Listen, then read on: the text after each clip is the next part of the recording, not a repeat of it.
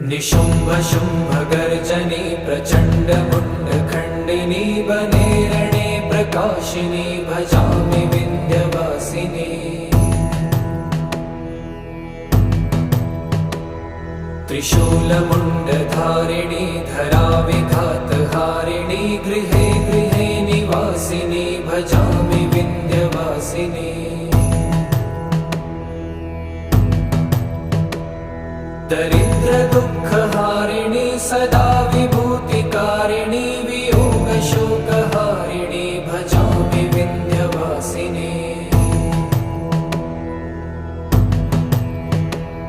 लसत्सुलोललोचनं लतासनं वरप्रदं कपालशूलधारिणी